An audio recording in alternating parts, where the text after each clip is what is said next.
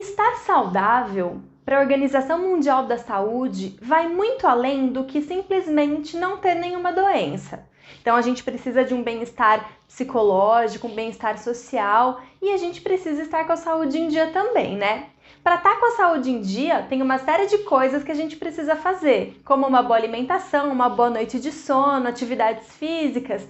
E o que significa estar saudável biologicamente? Dentre todos os fatores que promovem saúde, nós temos a participação do sistema imunológico, que é o sistema de defesa do nosso organismo. Nós estamos o tempo todo em contato com micro-organismos e com vírus e outros elementos e outros seres vivos que podem ser patógenos, ou seja, causadores de doenças, parasitas do nosso organismo. E o nosso sistema imunológico é responsável por fazer a defesa do nosso organismo. Quer entender um pouquinho melhor como funciona o sistema imunológico? Então vem comigo que é depois da vinheta.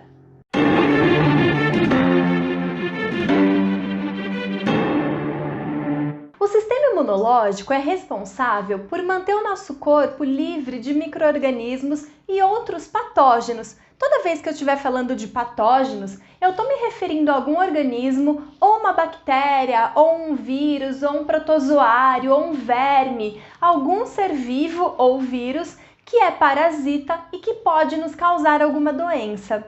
Então, o sistema imunológico defende o nosso corpo o tempo todo desses patógenos que estão presentes no ambiente onde a gente vive. Em determinadas situações, o sistema imunológico dá conta de se livrar desses elementos sem a gente perceber. Em outras situações, a gente pode ficar doente. E estar doente significa que o nosso sistema imunológico está travando uma batalha contra esses patógenos. A gente vai entender como é que funciona direitinho o sistema imunológico, mas também é importante a gente lembrar que defender o organismo contra agentes invasores não é a única função do sistema imunológico. Ele também é responsável, por exemplo, pela renovação de algumas células e tecidos no nosso corpo. Ele também é responsável pela eliminação de algumas células que, por algum erro no processo de divisão celular, podem dar origem a algum tumor.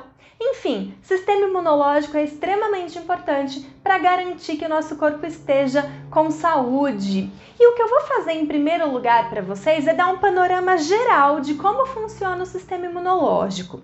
Então é mais ou menos assim: quando a gente tem algum organismo tentando parasitar o nosso corpo, ele primeiro precisa dar conta de passar por todas as barreiras físicas e barreiras naturais que o nosso corpo tem, principalmente a nossa pele, e nós já vamos falar um pouquinho melhor sobre isso. Se esse organismo, se esse patógeno conseguir passar por essas barreiras naturais, ele enfrenta inicialmente um exército de células, de leucócitos, que são responsáveis por fazer a defesa inata. A palavra inata está relacionada com aquilo que nasce junto com a gente. Então, nós nascemos com determinados tipos de células que são responsáveis por fazer a defesa contra a entrada de patógenos no nosso corpo. E como é uma defesa inata, é uma defesa mais simples, inespecífica, ou seja, ela vai agir da mesma forma para qualquer que seja o patógeno que está tentando entrar ali. Muitas vezes, essa defesa inespecífica ou inata, ela consegue se livrar do patógeno e a gente mal percebe que alguma coisa estava acontecendo ali no nosso organismo. Só que outras vezes, o sistema imunológico inato, que é inespecífico, não consegue dar conta de eliminar e esse patógeno progride, ele continua infectando o nosso organismo. Nesse momento, aquelas células que são responsáveis pela defesa inespecífica apresentam esse organismo, esse patógeno, para outros tipos de células de defesa, que são células específicas, ou seja, elas vão agir exatamente de acordo com o patógeno que está invadindo o nosso organismo. Nesse momento, então, a gente ativou o sistema imunológico adaptativo, que ele é totalmente específico. Existe um tipo de defesa para cada tipo de patógeno. Muito bem. E contra o que o sistema de defesa, o sistema imunológico age nessa situação? Os patógenos, que são os organismos invasores, parasitas, eles são compostos por substâncias orgânicas. Tem proteínas que constituem esse patógeno que são lidas pelo sistema imunológico, são identificadas pelo sistema imunológico. A partir da identificação dessas proteínas, as células específicas de defesa conseguem produzir substâncias que neutralizam ou que ajudam a eliminar esse patógeno. Essas substâncias, essas proteínas que são identificadas pelo sistema imunológico, elas são chamadas de antígenos. Então é muito comum a gente falar que o sistema imunológico ele produz anticorpos que agem contra os antígenos, ou seja, contra essas proteínas que formam os patógenos, que nada mais são do que os micro-organismos, vírus, vermes, invasores do nosso organismo, ok? As células de defesa que a gente tanto fala são chamadas de leucócitos, ou ainda glóbulos brancos.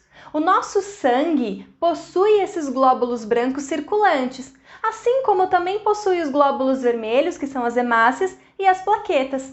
As 3 células sanguíneas são produzidas no interior dos ossos longos, num tecido chamado de medula vermelha, que é um tecido hematopoético, ou seja, produtor de células sanguíneas. Nas crianças, existe um outro órgão chamado timo. O timo é responsável por produzir um tipo de leucócito chamado linfócito T, mas ele só existe na infância. Ele regride até a adolescência e na fase adulta e já não é mais usual. Então aí nós temos somente a medula vermelha como produtora de leucócitos. Os glóbulos brancos, depois de serem produzidos pela medula vermelha, eles passam por um processo de amadurecimento, que é chamado mais tecnicamente de maturação. E essa maturação acontece em outros órgãos, que são chamados de órgãos imunitários secundários. Nós temos, por exemplo, o baço, um órgão imunitário secundário. Nós temos também o apêndice, apesar dele não ter mais função digestiva, ele está relacionado com a maturação de glóbulos brancos.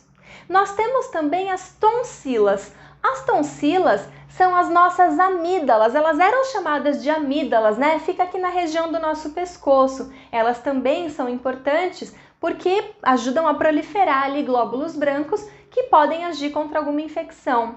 E por fim, nós temos como órgão secundário os linfonodos. Os linfonodos são bolsinhas, são vesículas espalhadas pelo organismo, organizadas pelo nosso sistema linfático. O sistema linfático é um conjunto de vasos que percorre o nosso corpo, assim como os vasos sanguíneos.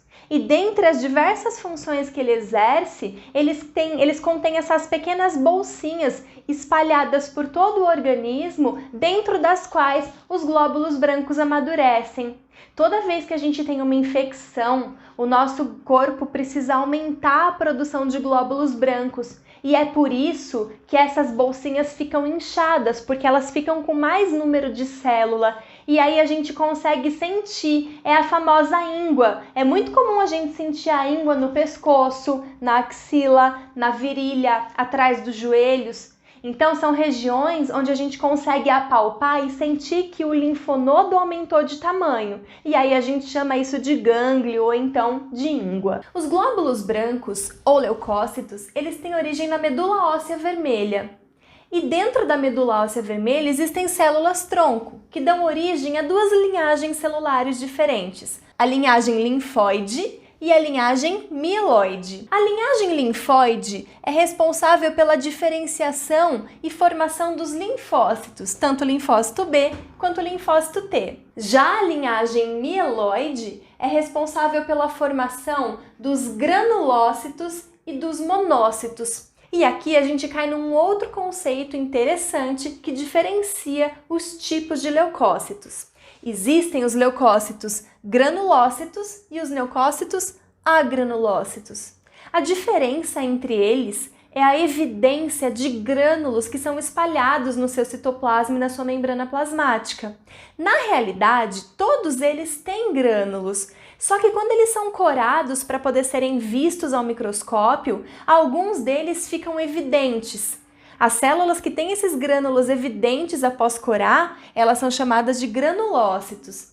E as células que não têm os grânulos evidentes são os agranulócitos. Nós temos como exemplo de granulócitos os neutrófilos, os eosinófilos e os basófilos. E como exemplo de agranulócitos, os monócitos, células dendríticas e linfócitos. Agora vamos voltar lá para o nosso esquema para entender como que essas células vão agir no nosso sistema de defesa. O primeiro contato que um patógeno vai ter é com as barreiras naturais que formam o nosso organismo. Elas também constituem a tal da chamada resposta inata, que é aquela inespecífica, que vai agir da mesma forma, seja qual for o tipo de patógeno. Essas barreiras naturais, elas são encontradas na nossa pele, então nós temos a queratina, que é uma proteína que envolve determinadas regiões da nossa pele, que torna a pele impermeável e, consequentemente, impenetrável. Poucos organismos parasitas são capazes de penetrar nossa pele e parasitar o nosso organismo.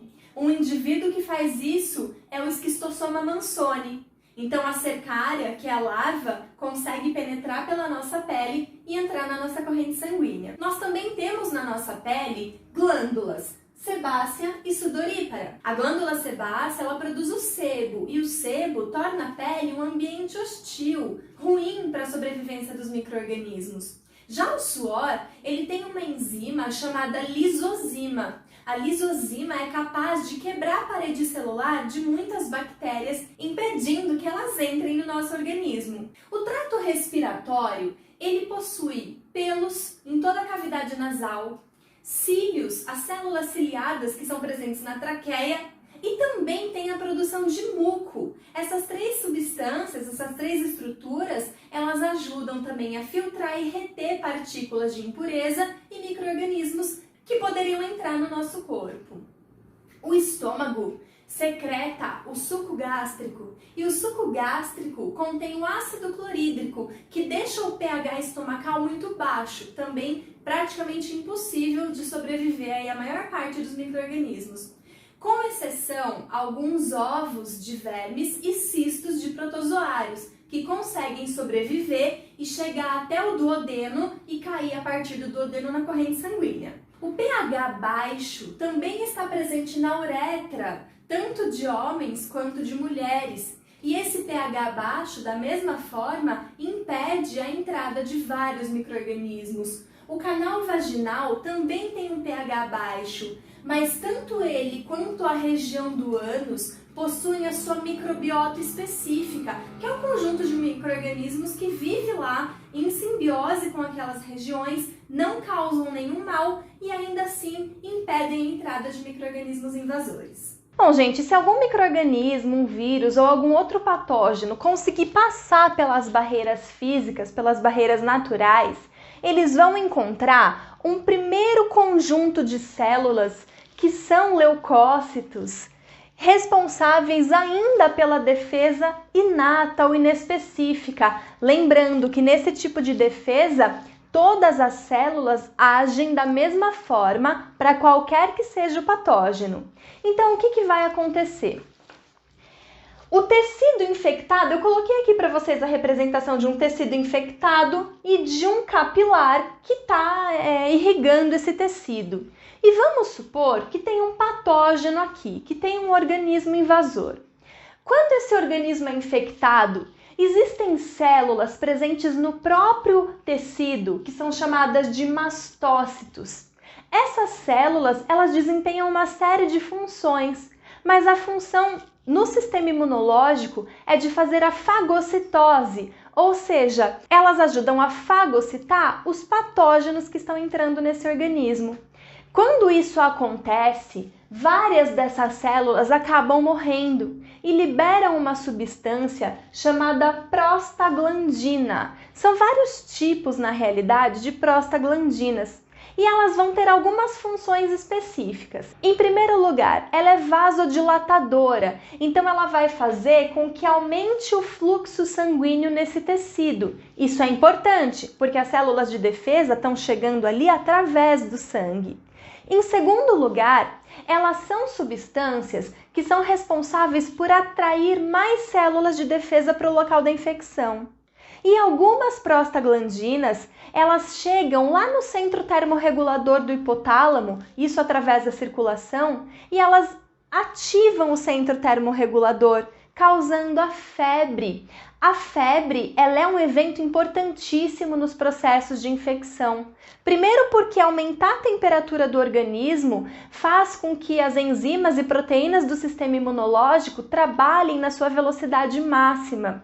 Segundo, que uma temperatura um pouquinho mais alta é desfavorável para a sobrevivência da maior parte dos micro-organismos que estão invadindo o nosso corpo. As células de defesa estão chegando, então, a todo o momento pelos vasos sanguíneos que estão irrigando esse tecido infeccionado. Essas células, elas precisam passar da corrente sanguínea para dentro do tecido. Esse processo de transferência da célula, de passagem da célula da corrente sanguínea para o tecido, é chamado diapedese. Então, quando as prostaglandinas trouxeram mais células para o local da infecção e fizeram a vasodilatação, eu vou contar com a participação de vários tipos de leucócitos. A gente já falou um pouquinho sobre eles, vamos ver como que eles vão funcionar aqui nesse processo agora.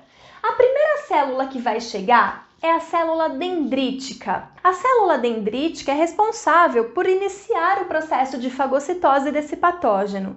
E ela tem uma atuação extremamente importante, porque quando ela faz a fagocitose, pedaços desse patógeno, que são antígenos, ficam incluídos na membrana plasmática dessa célula.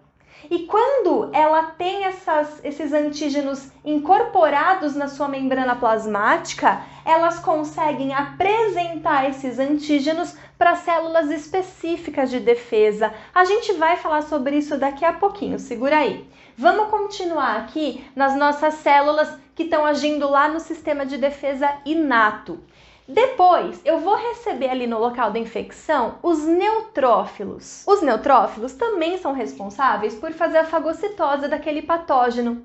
Quando eles fazem a fagocitose, é muito comum eles conseguirem matar muitos dos organismos invasores e eles morrem junto. E nesse monte de morte que acontece ali, tem a formação do pus. Então, a ação dos neutrófilos contra os patógenos é responsável pela formação do pus. E a gente consegue perceber o pus quando a gente faz um machucado na pele, por exemplo. O pus indica que ali naquele local lesionado está havendo uma infecção e o nosso sistema imunológico está agindo contra o micro-organismo invasor. Os monócitos são células que, quando eles fazem diapedese, eles sofrem uma transformação e dão origem aos macrófagos. Os macrófagos também são responsáveis por fazer fagocitose e eles são células extremamente numerosas e acabam liberando citocininas e quimiocininas, que são substâncias que fazem a comunicação celular. Essas substâncias, quando elas são liberadas na corrente sanguínea, elas ativam e atraem outras células de defesa para o local da infecção. As células Natural Killers, ou NK, elas vão agir principalmente quando a infecção for viral, ou ainda se elas encontrarem alguma célula tumoral. Essas células, as Natural Killers, elas são responsáveis pela liberação de uma substância chamada porfirina. A porfirina consegue fazer pequenos buracos na membrana plasmática e fazer com que essa célula se rompa, com que ela morra. Esse processo é chamado de apoptose celular. Os eosinófilos são células responsáveis pelo ataque contra vermes, especialmente, que são parasitas grandes. Então, elas conseguem produzir nos seus grânulos toxinas que combatem esses vermes. Agora, os eosinófilos, eles também estão relacionados com os processos alérgicos. E nessa situação, eles vão trabalhar junto com os basófilos. Os basófilos e os eosinófilos, quando eles estão diante a um alérgeno, que é uma substância que promove alergia no organismo, eles liberam heparina e histamina. A heparina é um anticoagulante e a histamina é um vasodilatador. Então acontece o aumento também do fluxo de sangue para aquela região para tentar eliminar esse alérgeno que está causando aquela reação.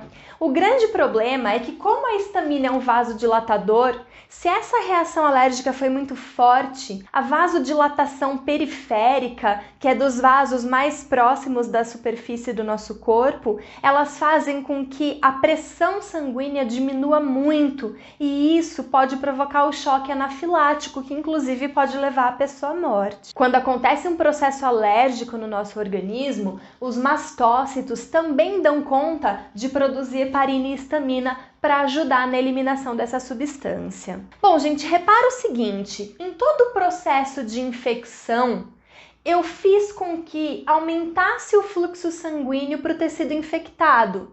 Esse aumento do fluxo sanguíneo por conta da vasodilatação trouxe mais células sanguíneas para o interior desse tecido.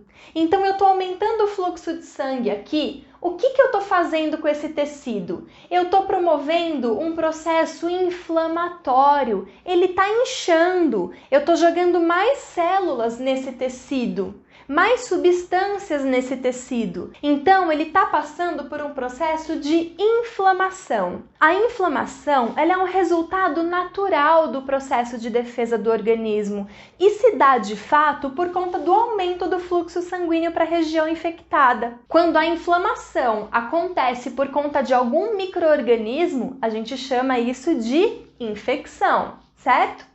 E a inflamação, ela tem 4 características fundamentais para ser identificada. Primeira, calor. Então essa região inflamada, ela fica mais quente. E por que ela fica mais quente? Porque eu estou aumentando o fluxo sanguíneo para essa região. Consequentemente, esse aumento do fluxo sanguíneo faz a região inflamada ficar vermelha. E a isso a gente dá o nome de eritrema, que é a vermelhidão. Além disso, a região inflamada, ela dói. E por que ela dói? Porque ela incha. O inchaço a gente chama de edema. Se vocês querem uma diquinha para guardar o que acontece no processo de inflamação, lembra do seguinte, a inflamação é quando o organismo cede à infecção. Ok? Essas células aqui do sistema imunológico inespecífico, então agora a gente vai partir para a última etapa, que é a resposta imune adquirida ou adaptativa, que é uma resposta específica, ou seja, para cada tipo de antígeno, para cada tipo de patógeno, eu vou ter uma resposta diferente. O principal responsável por ativar a resposta específica de defesa são as células dendríticas. Vamos lembrar o que a gente falou delas.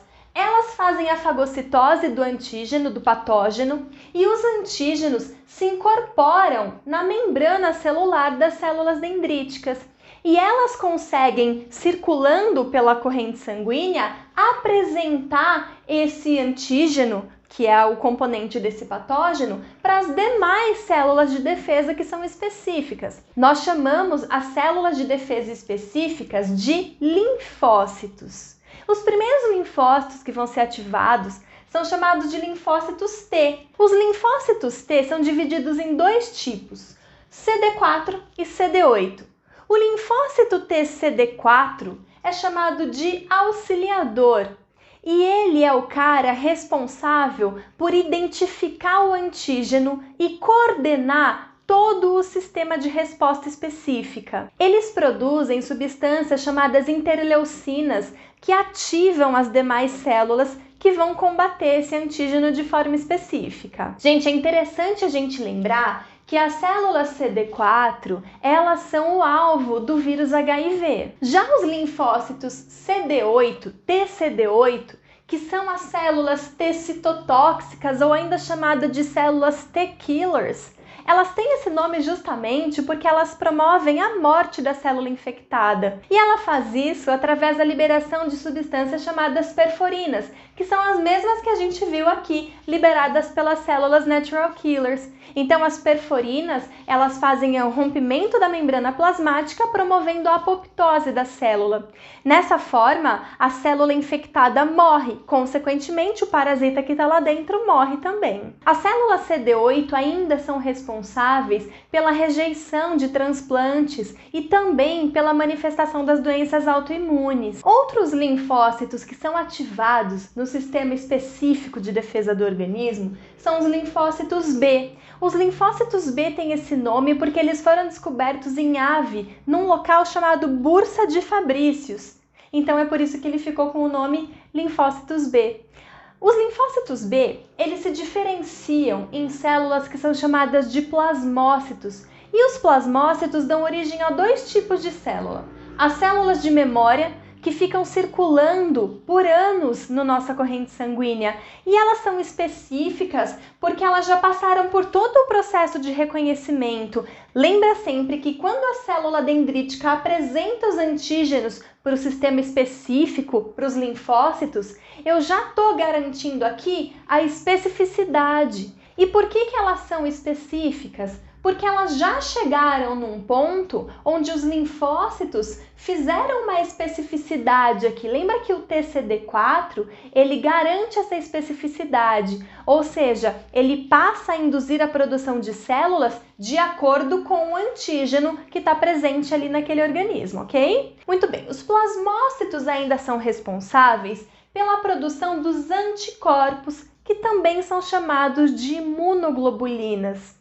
Os anticorpos, eles vão agir sobre os antígenos basicamente de duas formas, fazendo a neutralização, ou seja, eles se ligam em regiões específicas desse micro-organismo, desse patógeno, impedindo que esse patógeno consiga entrar dentro das células, porque os anticorpos, eles se ligam à membrana do micro-organismo invasor e ele impede que esse organismo seja reconhecido pelas células e entre dentro delas para parasitar. Os anticorpos ainda podem fazer um processo chamado sinalização. O que é isso? Eles se ligam na membrana desses patógenos e eles avisam onde esse patógeno está para facilitar a ação das outras células de defesa que vão lá e fagocitam esse cara. E aí ele acaba morrendo. Bom, gente, todo esse processo, ele demora um tempo para acontecer. Por exemplo, do reconhecimento dos linfócitos até a produção dos anticorpos, a gente pode ter uma duração de média 7 dias, mais o tempo que levou para o organismo ter a ação do sistema imunológico inato. Então é muito comum que a gente esteja imune a uma determinada doença em torno de 7 a 15 dias depois do contato com esse patógeno. É até por isso que quando a gente toma uma vacina, a gente não está imune imediatamente. É necessário esperar todo o tempo para o corpo agir, produzir anticorpos e células de memória para que a gente esteja imune. Essas células de memória, elas são importantíssimas porque elas vão ser responsáveis por atuar num segundo contato com o mesmo tipo de patógeno. Essa é chamada de resposta secundária. Então, o que acontece? Quando o nosso corpo tem o contato pela segunda vez com o mesmo patógeno, ele já passou por todo o processo e já produziu células de memória. Então, elas conseguem, de maneira quase que imediata, produzir anticorpos contra esse patógeno. E a gente nem percebe que isso aconteceu. Então, a gente não adoece uma segunda vez pelo mesmo patógeno graças à ação das células de memória. Esse sistema de identificação dos patógenos e produção de célula de memória e de anticorpos, ele é imitado pela vacinação. Então, quando a gente toma uma vacina, a gente está enganando o nosso organismo, fingindo que a gente está recebendo algum tipo de patógeno para que ele consiga atuar produzindo os anticorpos e principalmente as células de memória. Essas células de memória produzidas pelas vacinas, elas vão ficar circulantes no nosso corpo por muito tempo. Isso, claro, depende da vacina e depende do patógeno, mas ela fica circulante no nosso organismo por um determinado tempo, protegendo a gente de pegar aquela infecção. O processo de imunização, ele pode acontecer de duas formas, de forma ativa e de forma passiva. A imunização ativa, ela é ativa porque ela induz o nosso corpo a passar por todo esse processo que a gente falou anteriormente e produzir anticorpos e células de memória. E a imunização ativa ela pode acontecer de duas formas, natural ou artificial. A imunização ativa natural é o ato da pessoa adquirir o micro-organismo, adquirir alguma doença, ter contato com o patógeno. Então, naturalmente, em contato com esse patógeno, o corpo passa por todo o processo de imunização, produzindo anticorpos e células de memória. Agora, essa imunização ativa ela pode ser feita de forma artificial. Como nós comentamos anteriormente, as vacinas enganam o nosso organismo e fazem ele acreditar que está em contato com um patógeno. Então, ele passa por todo aquele processo de imunização, garantindo a produção de célula de memória e de anticorpos. As vacinas, elas podem ser produzidas de várias formas. Ou com micro-organismos mortos, ou então com micro-organismos atenuados, que são modificados em laboratório de forma que eles não podem causar a doença. Ou ainda com pedaços desses micro-organismos, desses patógenos, que são os antígenos que vão desencadear a resposta imunológica no nosso organismo. É muito comum a gente precisar tomar 2 doses de uma vacina. E vamos entender por que isso acontece. Eu quero que vocês deem uma olhadinha nesse gráfico aqui para a gente entender o que está acontecendo. Repara que no número 1, a gente tem uma resposta imunológica um pouquinho mais fraca. Eu tenho uma menor concentração de anticorpos. Já no número 2, eu tenho uma maior concentração de anticorpos. Ela foi produzida, ela demorou muito mais tempo para ser produzida. E por que isso acontece? Porque ela está ativando a resposta imunológica secundária. Ou seja, num primeiro momento, num primeiro contato, eu produzi muita célula de memória. Num segundo contato com esse patógeno, as células de memória conseguiram rapidamente se transformar em anticorpos, elevando a taxa de anticorpos. Por isso que eu tenho uma maior concentração dessas moléculas. Agora, a imunização, ela também pode ser passiva, ou seja, o organismo não precisa produzir anticorpos, ele recebe pronto. E existem 2 formas da gente receber anticorpos prontos. A forma natural é através da amamentação. Então, o leite materno contém anticorpos que passam da mãe para o bebê. E a forma artificial de fazer isso é através de soro. Os soros são substâncias que têm anticorpos prontos, que são utilizadas em casos graves, onde a ação natural do sistema imunológico não seria capaz de produzir anticorpos a tempo de manter a pessoa viva. Por exemplo, se tomar uma picada de cobra, por exemplo, existem cobras cujo veneno consegue matar em menos de 2 horas. Então, não tem tempo suficiente para o sistema imunológico produzir anticorpos contra essa toxina, contra esse veneno.